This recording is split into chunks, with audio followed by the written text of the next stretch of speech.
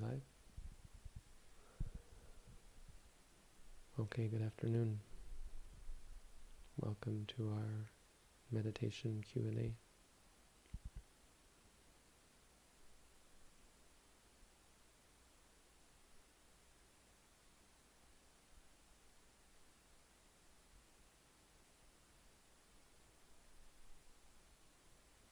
We take this as a meditation, so first and foremost, get into a meditative attitude, a meditative frame of mind.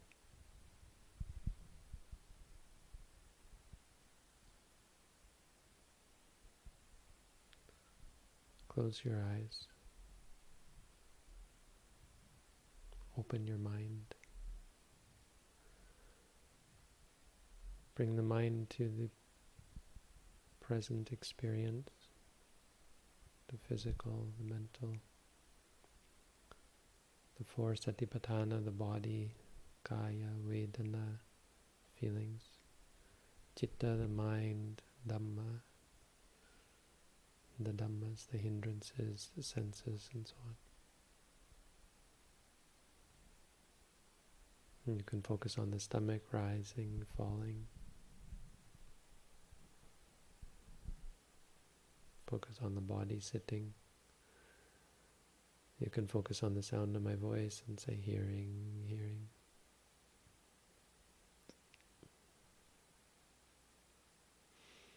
And if and when you have questions, just open your eyes, type the question, close your eyes again.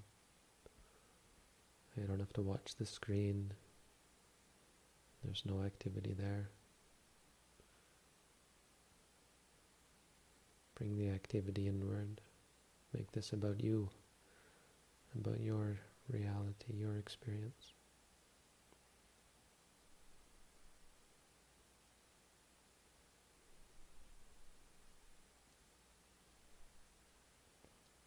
Together here with Shraddha, who is kindly agreeing to ask the questions, and I will be answering them. If there are no questions, that's okay. You don't have to go looking for questions or trying to come up with questions. If there are no questions, we can sit here mindfully, quietly, peacefully.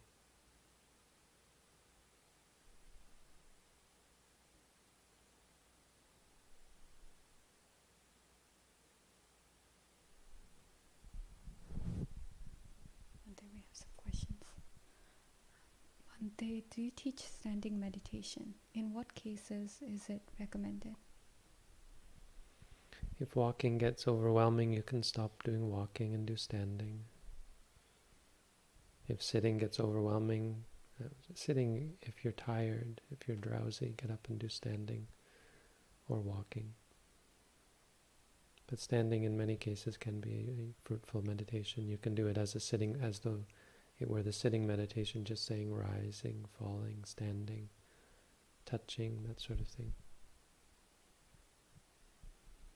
Normally we teach walking and sitting, but standing can be a part of the walking meditation. If something distracts you, stop walking, put your feet together, focus on the distraction. Pain, thinking or hearing, whatever it is. Once it's gone, then start walking again.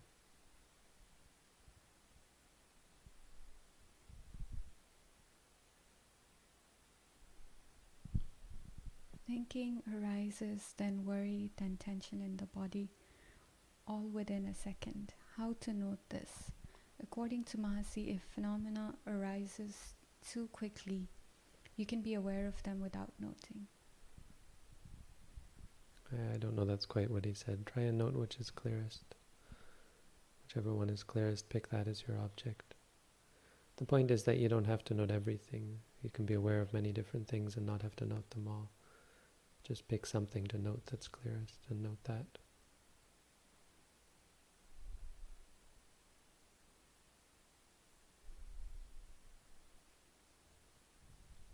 Do you get good merits from meditating?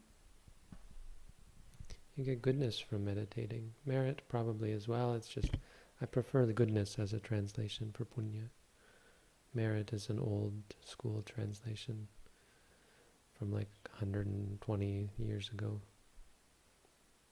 Goodness is probably a better way to understand it. Meditation cultivates goodness.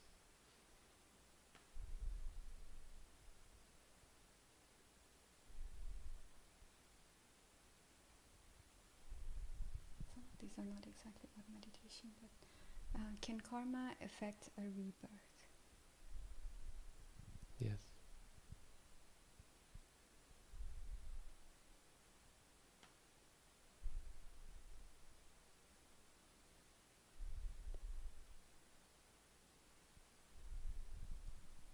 My mother has recently died. How should I cope with death in these trying times?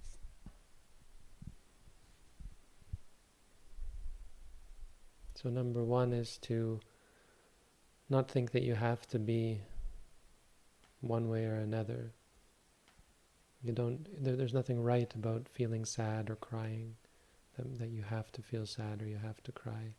And likewise, there's nothing right about preventing yourself from feeling sad and crying. Don't have any expectations of how you should feel.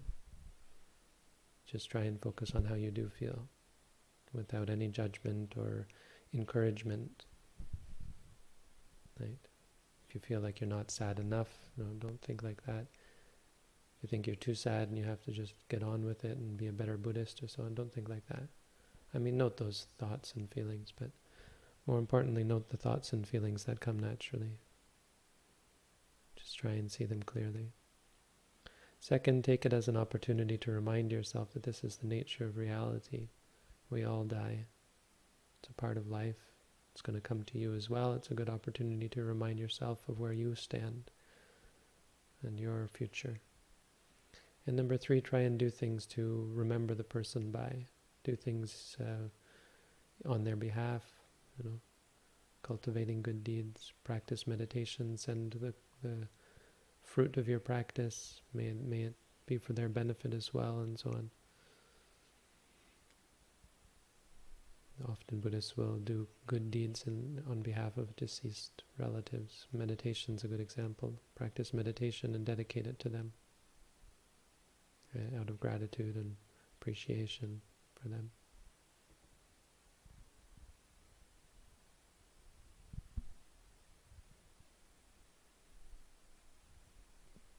Do you need to take frequent breaks from meditation? I don't know what you mean by frequent. We try to do maybe 1 hour walking, 1 hour sitting maximum, and then take a break after that.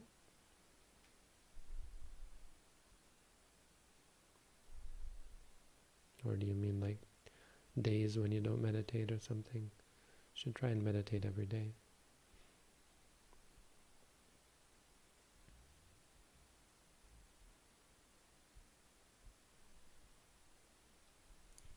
How important is the position of the hands in sitting meditation? Is there a reason for placing them palms up on the lap? Is it also okay to place them on the legs or knees? Well, it could be one of those things where you do it because I said to do it. That's often a good reason. The teacher tells you to do it a certain way, do it that way.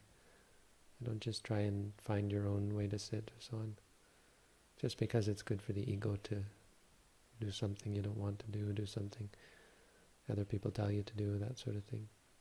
Beyond that, it's a comfortable posture, it's an agreed upon position.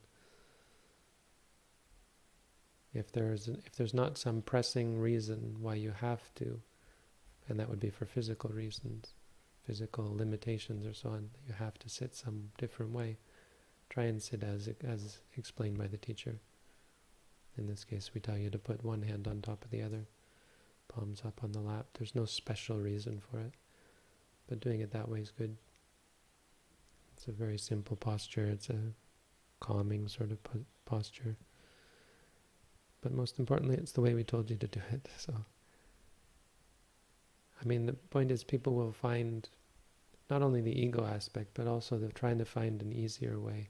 You'll do it a certain way and something good happens and you think, oh, okay, this posture or this thing that I'm doing is useful. And that's just a trick, that's just a crutch. Tricks and crutches, I would say they're similar but unique categories of things you shouldn't rely upon. tricks and crutches. If there's some problem that arises when you put your hands palm up on your lap, deal with the problem. Don't try and avoid it. Take the problem as an object of meditation.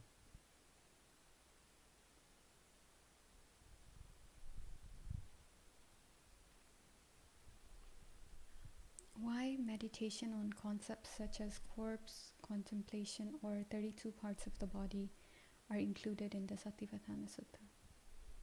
Why not? They're good meditations. I mean, the point is, it's not entirely a sutta about vipassana. There's, as you point out, some of them objects are samatha. That's not wrong. It's not a problem.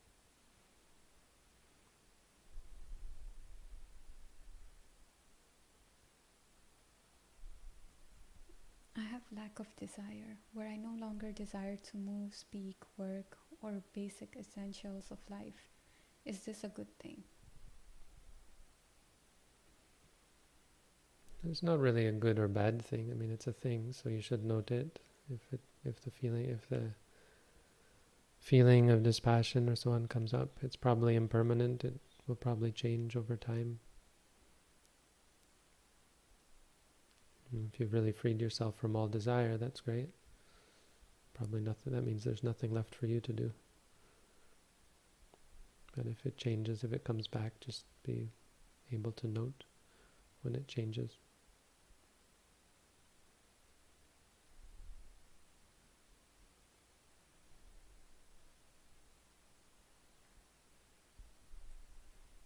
How does noting thoughts work? I asked this last time, but I'm still confused how it works. My thoughts stop once I'm aware of it, and I'm confused as to how long to note it, since it's not there. Just once. If you're confused, say confused. There are a bunch of non-meditation related questions, but maybe I'll skip those and just ask the meditation first, and we can go back to those if there's time.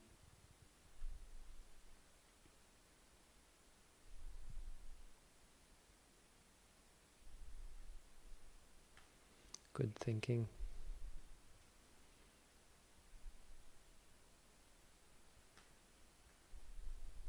I worry that repeating thinking is blocking out the thought.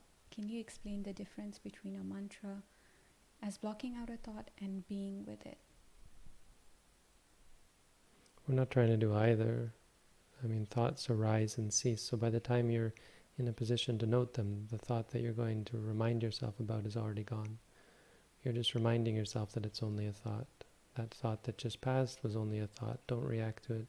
Don't create new thoughts about it. It will block you from creating new thoughts about it. That's what we're trying to do, is change the way we react to things so that thinking is just thinking. It's not this, that, or the other thing.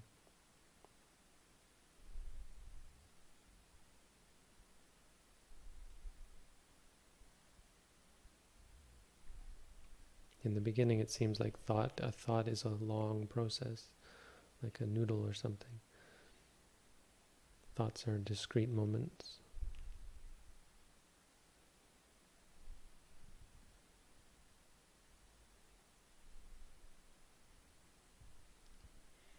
I walk half an hour and sit for half an hour.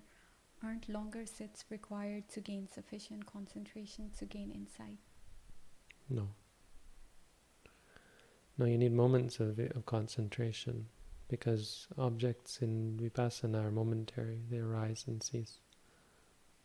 So you want to cultivate a state of concentration that's continuous, independent of what you experience.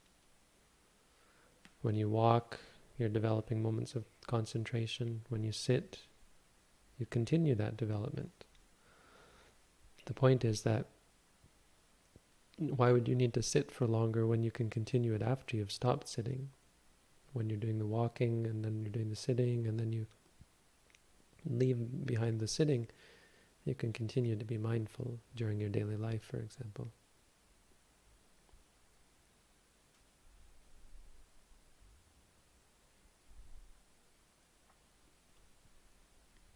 Is it more beneficial to note a specific mantra of the experience rather than a general one?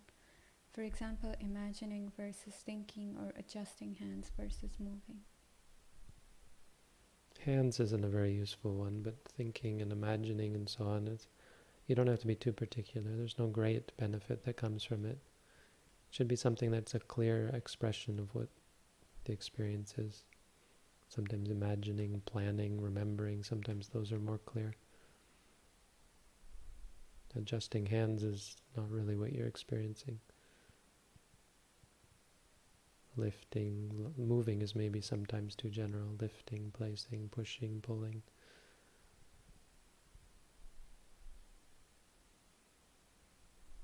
But moving is not wrong. It's just sometimes you can be a little more specific. The words aren't magic, so it's not like there's any really absolute right, wrong way. It's not a key that you open a lock with. It's a tool that you use to remind yourself of what you're experiencing, and that what you're experiencing is just experience. Not a problem, not a good or bad thing, not me, not mine.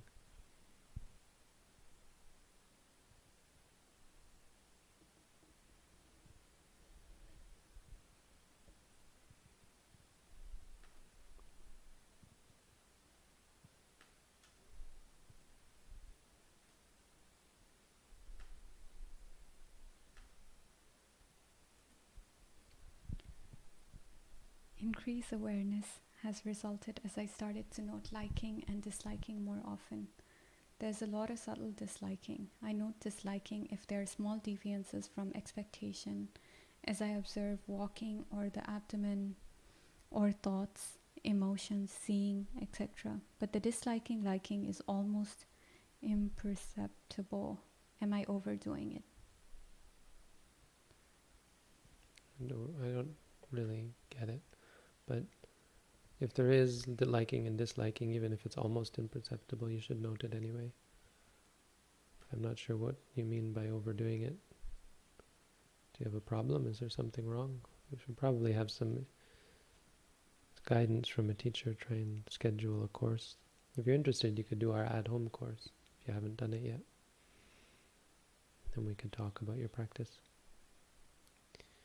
If you haven't done it, then you might be only still doing, if you're going, you might still be going according to the booklet, which is only the first exercise. You might want to take the opportunity to do the at-home course to learn the other exercises.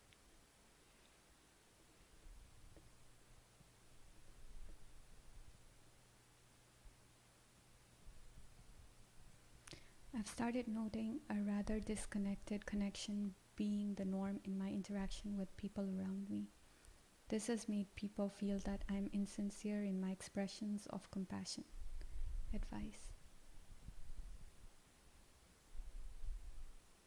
Well, you can't control what other people think, but it's funny how people criticize you for not being, basically it's the kind of thing where someone would criticize you for being critical or that sort of thing. Or criticize you for complain that you're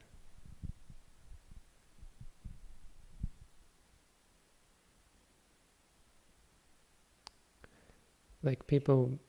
I've had people get angry that I'm not kind enough or so on. I remember it was a long time ago, someone was yelling at me that I didn't have enough friendliness or so on like that. So, you can't stop people from criticizing you, and often what I mean to say is it's usually their own problems that are their unhappiness. If someone is complaining that you're not in a good state of mind, what I mean to say, clearly put, someone complaining that you're not in a good state of mind is not in a good state of mind. That's what I mean to say. So you really can't help that. Now, it can happen that you get into states of mind that are a little bit over focused and you're a little bit out of touch with the world around you. But it can also often just be a difference. When people who are familiar with you they detect a difference, they perceive a difference in your behavior. That's disturbing to people.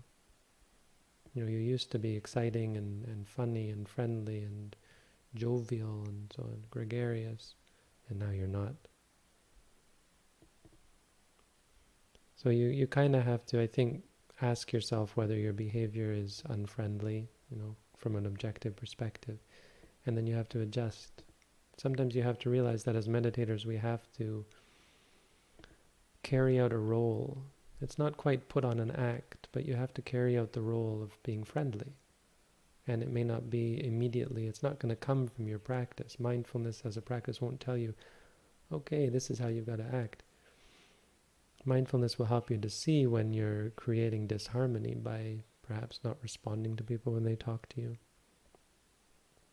And so you have to play roles when you're in it, when you have a responsibility. When you have a role to play, you have to play that role, just in terms of being friendly, responsive. I guess it's two-sided. Often it's just the other people, sometimes it is you have to meet halfway perhaps.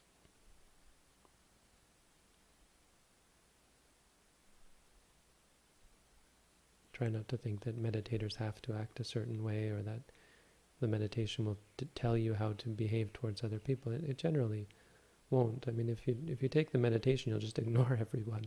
Meditation would just be someone shouting at you, say, hearing, hearing. Told you to take out the garbage, hearing, hearing. No, you have a role to play. You have to take out the garbage, and you have to talk, and you have to interact. Mindfulness will help you see that. It'll help you see that you sometimes put too much emphasis on the practice, beyond what is actually good for your livelihood in terms of your interactions with the world around you.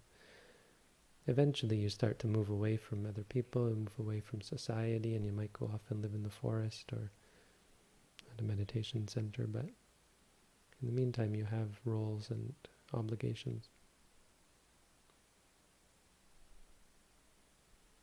But it's quite common, on the other hand, for meditators to aggravate, through no wrongdoing of their own, but aggravate other people who are, as I said, accustomed to seeing you behave in a different way.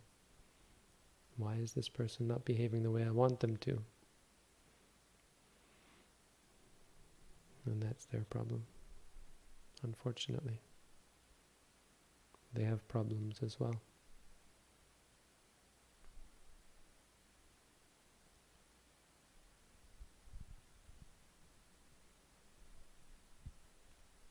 When meditating and noting thinking, is it okay or proper to put a little effort into letting the experience go, detaching, but not to the point of repression? I mean, those are just words. I don't know what you're actually saying, but no, you shouldn't try and put effort except into being mindful. The effort should not be in, because I guess what it would be is you put effort into cultivating a wish, an intention in your mind, a desire in your mind for the thing to go away, and that is not a wholesome thing to cultivate. You don't put effort into letting something go. Letting it go, letting by its very meaning is passive. Let it come, let it go. It's like forcefully letting go. It's kind of a fun, we do, but it's a funny concept, because there's nothing forceful about letting. Letting by its very nature is letting. It's allowing.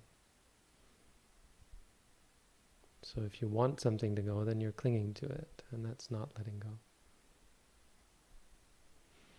If you want to let go, right? If you want to, even with like desire, you want to not cling means you want for the desire or the attachment to go away. And even the attachment is something that you have to let go of.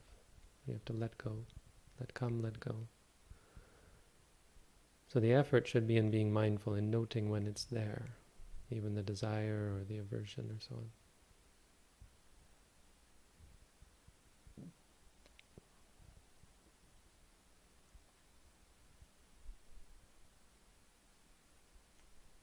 If If I meditate alone, is it beneficial to use a timer or alarm?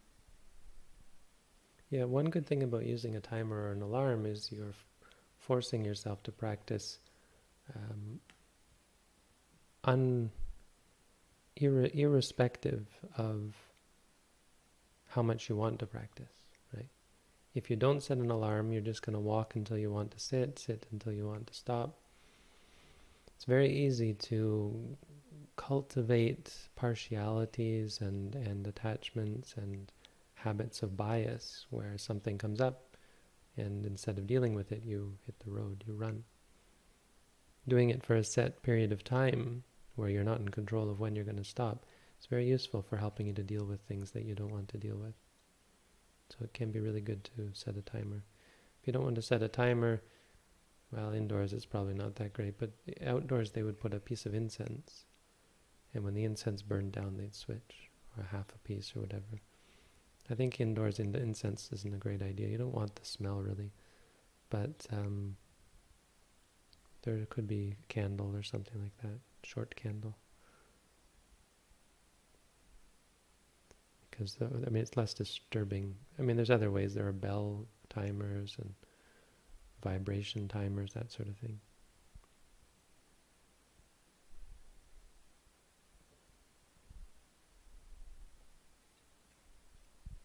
Do you think a teacher is required to progress through the 16 stages of insight? If so, how should one go about this? No, a teacher's not necessary. A teacher in general is very useful. Practically speaking, for most people, is probably necessary. Well, we have an at-home course that can get you started. Normally we do intensive courses that try and go through the practice that way. We aren't doing them right now mostly, but eventually we probably will again. You're welcome to sign up for one of those.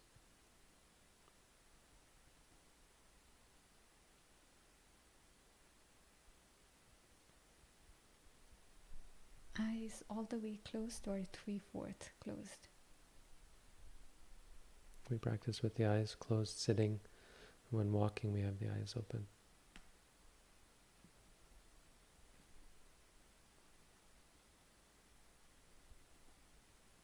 How do you distinguish subtle disliking, neutral, and liking? Well, skill. You get good at recognizing.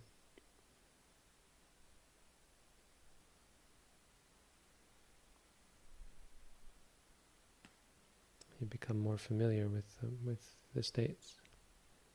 You're able to see the states more clearly, what they are. Is this one liking or disliking or neutral?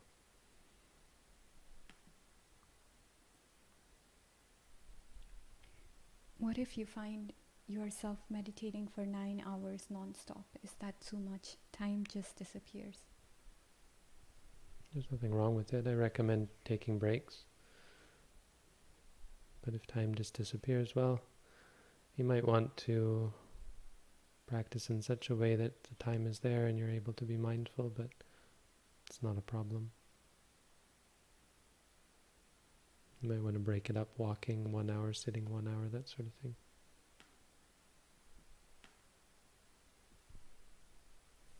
I'm going to go back to the questions that are not really specific to meditation, but is the mere intention of doing a good deed, but not having the means to execute it, a good deed in itself? Yes. It's good. It's called manokama. It's mental act.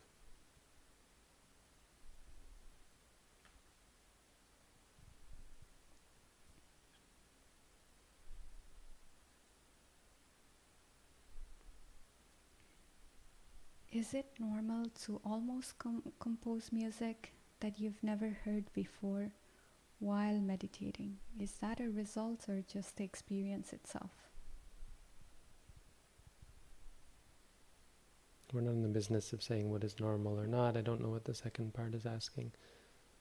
It's an experience. So you would note hearing.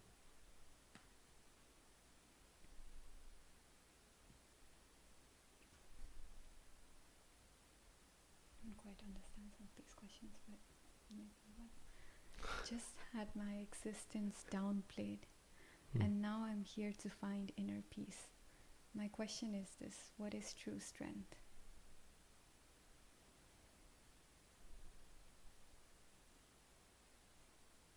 True strength. Well, there's 5 strengths in Buddhism. You can't really categorically say one thing or another is strength. There's confidence is strength, effort is strength, mindfulness is strength.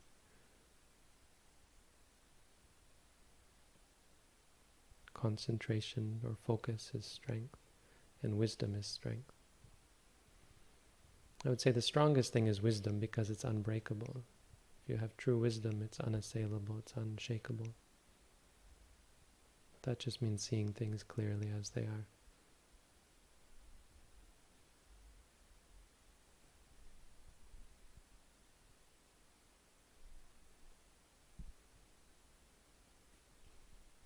Can you reach nirvana in this lifetime when you meditate and create good deeds for yourself and for others by following the 5 precepts of Buddhism?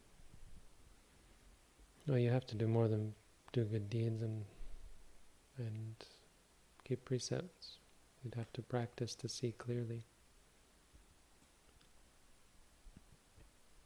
Though those things you mention are useful, meditation is useful. Ultimately, to reach Nibbana, you have to see clearly. So you have to practice in that way. Practice in a way that allows you to see clearly.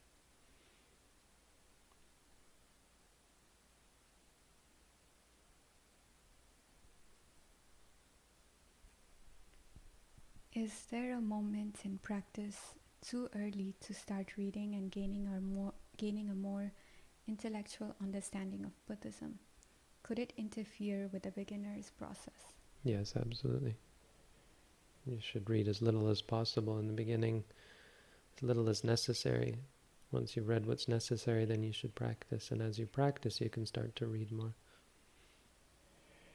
But really, you should do a lot of intensive practice. I mean, at least either a lot of practice or a significant amount of intensive practice before you start to read advanced materials.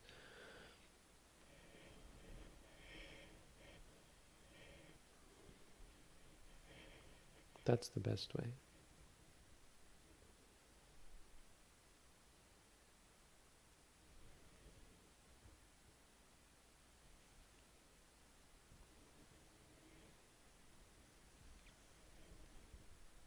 How can one reconcile the teaching of non-self and rebirth? Nothing is reborn. Rebirth is a bit of a misnomer. It just means continued birth, more birth. We're born and die every moment. Experiences are born and die, born and die. The moment of conceptual death, that doesn't stop. So they call it rebirth, but it really is more birth, new birth, another birth.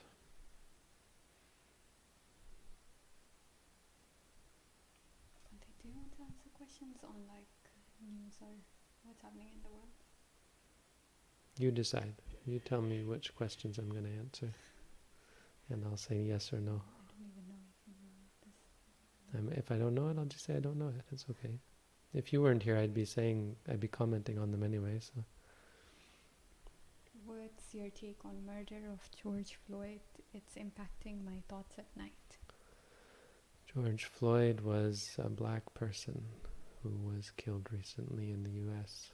And the fact that he was black is significant because it appears that's a factor in police brutality many times. I mean, that's the claim. I think some people claim not, and I'm not trying to diminish. I think it's certainly the case in many cases. I don't know in this particular case, but it was a fairly egregious example of police brutality by all accounts.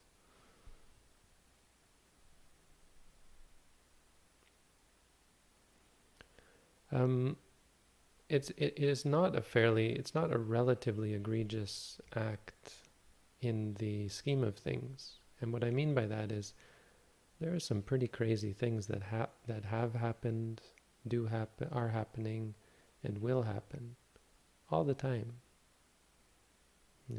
Even just within the human kingdom, the human race, because if you look outside of the human race, it gets worse. What's going on in the animal kingdom? But even in the human kingdom right now, day in and day out, the things that are going on, that act, that event is fairly tame. I mean, it's awful. It's a horrible thing to hear about someone being suffocated to death, but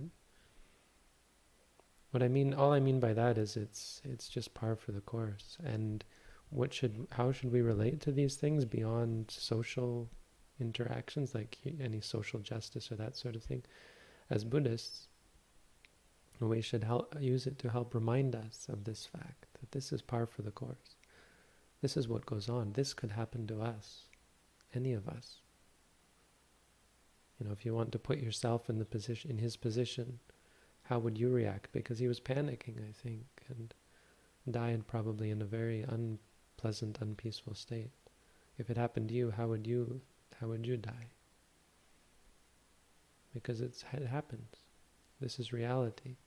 We're shocked by it because we aren't familiar with the fact that this is reality. When Moggallana saw these ghosts being tortured, these spirits that were just in hell, being tortured in various ways, he would see the visions of these people.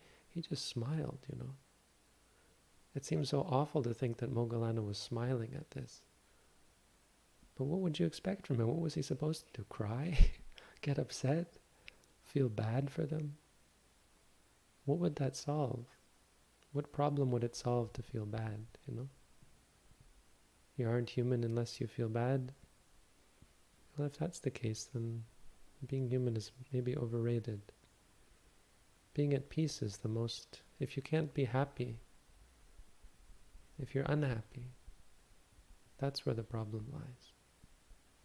Oh, that's cruel to say. I'm sure there's people who are not going to be happy about that sort of answer. It's hard to understand, but I stand by it.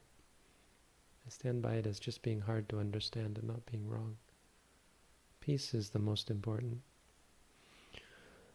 But, as far as social justice and the statements we should make, I mean, obvious, that doesn't take away from the fact that we should denounce violence, cruelty, police brutality, any kind of brutality. As Buddhists, we might feel worse for the people doing the act, because the person who dies, well, maybe not worse, but we feel equally bad for the people doing the act, because they're the ones who are going to have to deal with the consequences of being an evil person, There's no diminishing the evil or the horror of what they do, what they've done. It's just, as for perspective, they're the worse off. The person who died did not do anything wrong. The person who died is innocent, and so has that purity in their being. They're free from that impurity that exists in the people who did the deed, which is really, really a damning sort of quality. To be a murderer, to watch someone murdering someone, that sort of thing. So we should denounce, absolutely. Not necessarily people, but acts, and take a stand that this is wrong. I think there's no doubt about that. But those are two different things. How you perceive the act, how you judge the act. How you judge the act and how you perceive it. Because how you perceive it is how you suffer from it or don't suffer from it. From knowing about the act or relating to the act. How you judge it, well, that's theoretical and that's important. Just take the right stand. Have the right view about it. What is wrong, what is right is right. Racism is wrong, brutality is wrong. Have right view.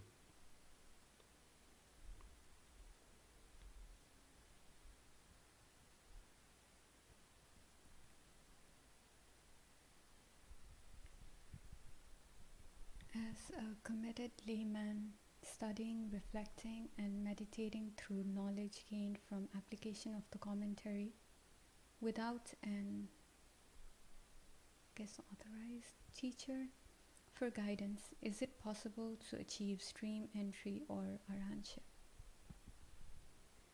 It's the same answer. The only way to see Nibbana is through seeing clearly. You have to see suffering fully. It has little to do with anything else. Whatever helps you to see clearly, take advantage of that and hold on to that. Use that as a raft to help you cross the flood.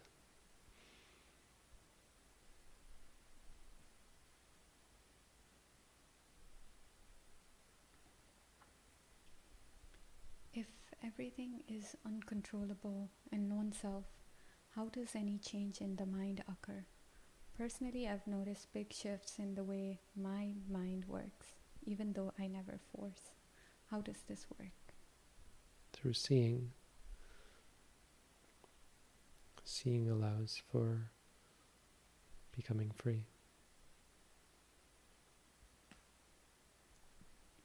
You don't have to force it. You just have to see clearly. It's kind of like we create a framework of control or free will or that sort of thing, but these are just concepts. We're not trying to say that, anything about that in meditation. Is there free will or determinism or even control or that sort of thing? What we're trying to say is about the things that we experience, about the objects of experience. If you want to take the we out of it, it's maybe not accurate as well. But the objects of experience arise and cease. They're unsatisfying and they're uncontrollable. And so seeing that clearly with wisdom frees you from suffering. It's really just practical rather than theoretical.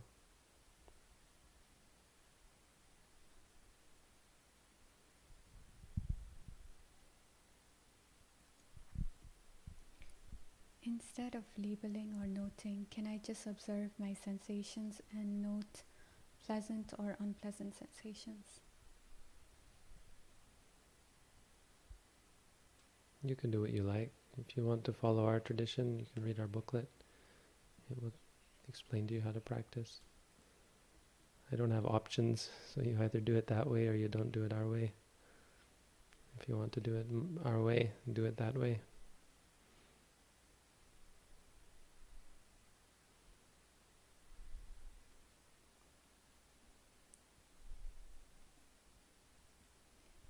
This is not a meditation question. You once recommended watching the movie Ship of the Suez. I'm not sure how to pronounce this. I recommend watching a movie. What movie? Ship of Theseus. Not sure how the word is pronounced. What? Ship of... Ship? Like S-H-I-P? Yeah. Ship of the Suez. I think you got me confused with someone else. Or else it was so long ago that I don't remember it, because I don't even know what movie that is. Let alone that I would ever recommend a movie. I think you got me confused with someone else. Okay. Unless he's talking to you, or they're talking to you. No. Maybe you recommended a movie. I wouldn't recommend a movie. He had this question in the last time also. Oh. Asking for what were you pointing at, but since you don't even remember the movie. Question is not relevant.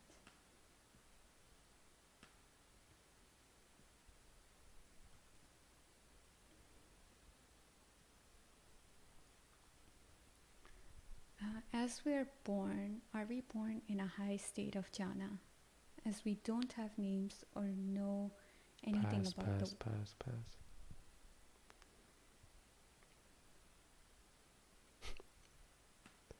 pass. Pass.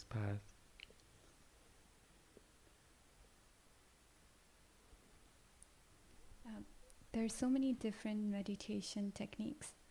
how can I know for sure that a particular meditation technique was taught by Buddha?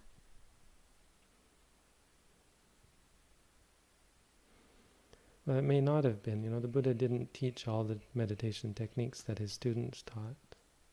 So rather than think like that, you have to think of whether the meditation technique helps you understand the things that the Buddha explained for us to understand in general principles. The Buddha taught us to see the 3 characteristics, to observe the 5 aggregates, that sort of thing, to practice the 4 satipatthana.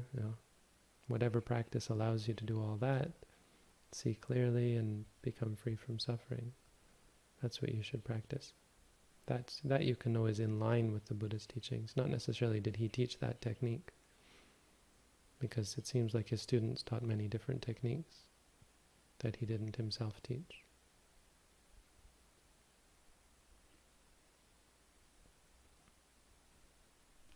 Can we attract birds and animals when we meditate?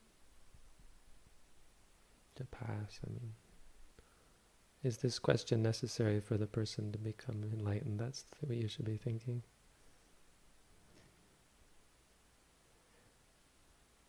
That's our criteria. This one I can ask because I don't know what is useful. Is this question useful for the person to become free from suffering? Can you explain nimitta during breathing meditation?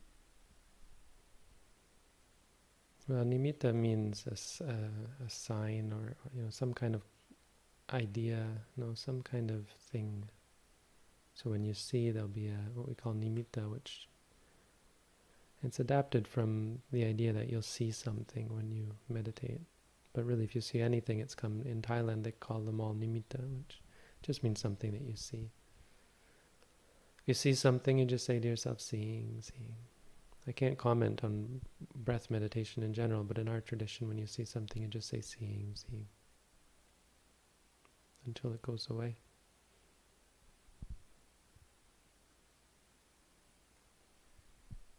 Can physical exercise be seen as an act of self-compassion?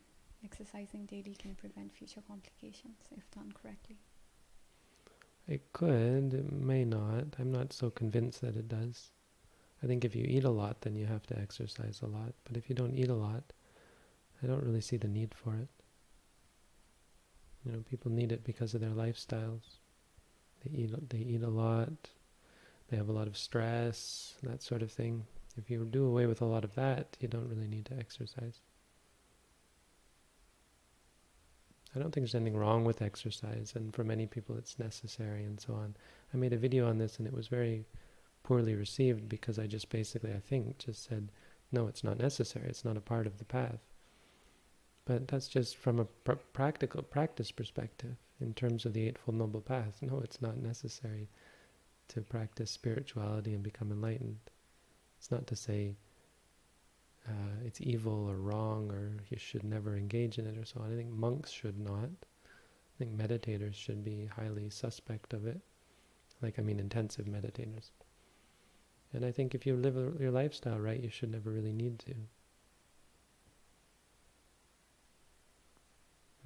Oftentimes it's just pleasurable. The results are, we enjoy them and they help us deal with stress and so on. But if you don't have any of that need for enjoyment, any kind of stress, doesn't really seem to be any reason. I couldn't imagine exercising.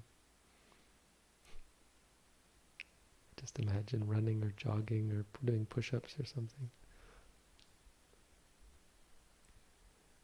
Seems funny.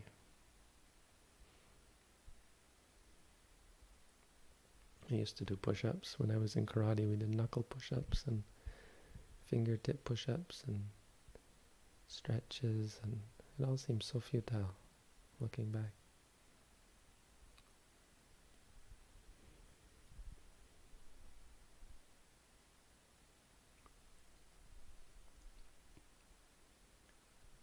If you have mental illness, I still feel I suffer from it, so how can one end it, not wanting to change things? We're not trying to end things, or more accurately, I suppose, our perspective should not be one of trying to end anything. It should be one of trying to see clearly. When you see things clearly, mental illness can't persist. It can't survive in conjunction with seeing clearly. They don't go together. Seeing clearly prevents you from being mentally ill.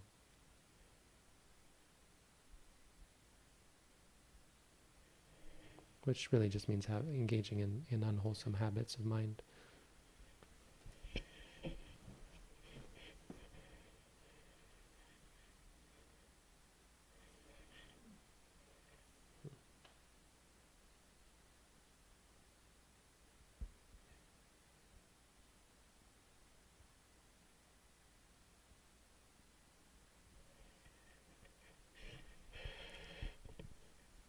What if I have multiple things going on at the same time? Rising, falling of stomach, minor pain in the leg, thoughts, a state of mind, happy or sad. What should I note? Note whatever's clearest. It doesn't really matter which, but just note something. You don't have to catch everything.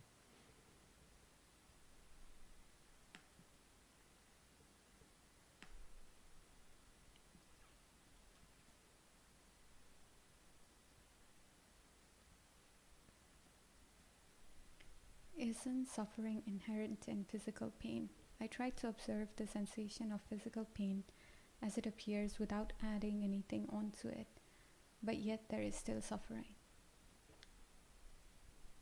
Well, it depends what you mean by suffering. Is there disliking? Because that's a kind of suffering, but disliking is distinct from pain. Try and say to yourself, disliking, disliking.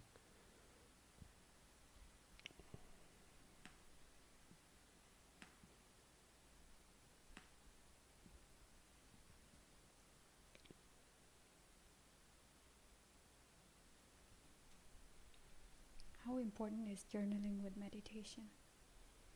I don't know, it's useful. Important? It depends on the person.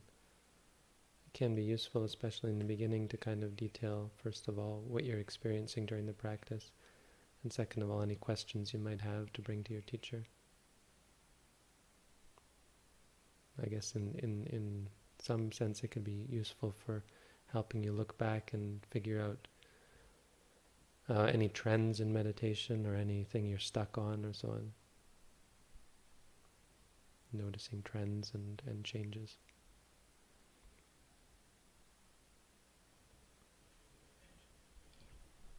When I meditate, somehow I cannot feel the movement of the stomach, no matter how hard I try.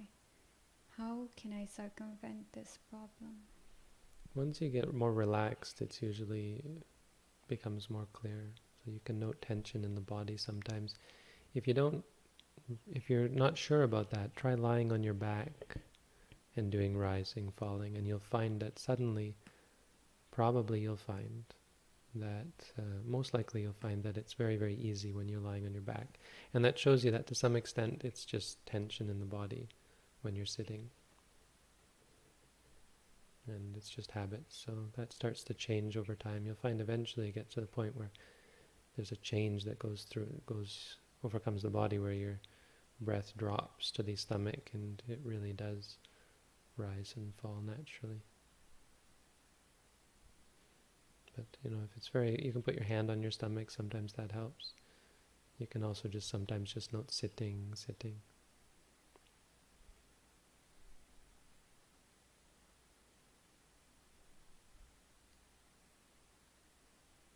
rest of the questions are not really relevant to people's practice, more about jhanas or some questions about you. But there's one here that's about your opinion, or I guess this opinion must mean, on the Theravada Abhidhamma by Y. Karunadasa. I don't know it. The Abhidhamma, you can read. Bhikkhu Bodhi did a good translation and explanation of the Abhidhammata Sangaha. But I've said before that the thing about the Abhidhammata Sangaha in my mind, and it might be very heretic to say this, is that it's not of the same flavor as the Abhidhamma. I'm not an expert on the Abhidhamma by any means.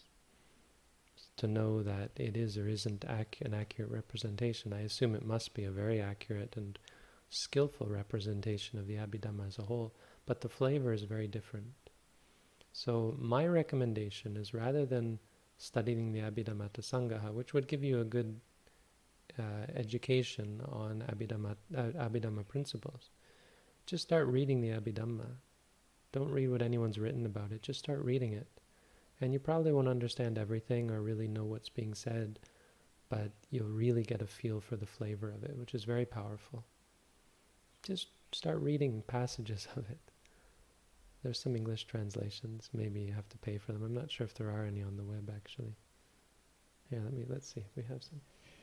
Them right here. Here's the first book of the Abhidhamma. You'll be impressed when you read this. It won't be what you think, probably.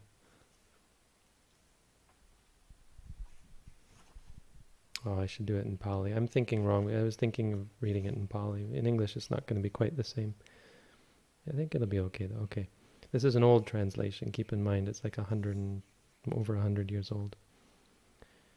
The 8 main types of thought relating to the sensuous universe, kama, vachara, atta, mahajitani. What are the states that are good? When a good thought concerning the sensuous universe has risen, which is accompanied by gladness and associated with knowledge, and has as its object a sight, a sound, a smell, a taste, a touch, a mental state, or whatnot, then there is contact, feeling, perception, volition, thought, application, sustained thinking, zest, ease, self-collectedness, the faculty of faith, the faculty of energy, the faculty of mindfulness, the faculty of concentration, the faculty of insight, the faculty of ideation, the faculty of gladness, the faculty of life, right view, right intention, right endeavor, right mindfulness, right concentration, the power of faith, the power of energy, the power of mindfulness, the power of concentration, the power of insight, the power of conscientiousness, the power of fear of blame, absence of greed, absence of hate, absence of dullness, absence of covetousness, absence of malice, right views, conscientiousness, fear of blame, serenity in mind and mental factors, lightness in mind and mental factors, plasticity in mind and mental factors, facility in mind and mental factors, fitness in mind and mental factors, directness in mind and mental factors, mindfulness, intelligence, quiet, intuition, grasp, balance. Now these, or whatever other incorporeal, causally induced states there are on that occasion, these are states that are good. And then it explains every one of them. What on that occasion is contact, which was the first one in the whole list. The contact which on that occasion is touching, the being brought into contact, the state of having been brought into touch with. This is the contact that there then is. What then is feeling, and so on. That's the Abhidhamma. Like, that's actually the Abhidhamma, not what someone wrote about it. And you read that, not that you'll probably really understand all of it, but you read that, you'll get a better flavor. And because I don't think it's necessary to really understand it in depth.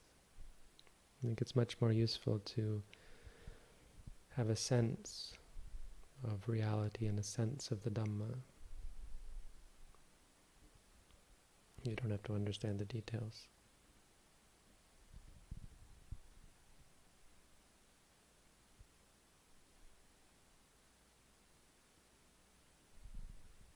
But I think that there's, just what I read there is very deep. And the explanation of passa, for example, just passa there.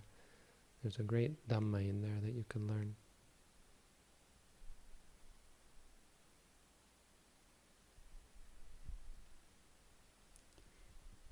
Is it possible to suddenly find yourself in one of the immaterial jhanas before experiencing the 4 material jhanas? Pass. Don't worry about categories like that.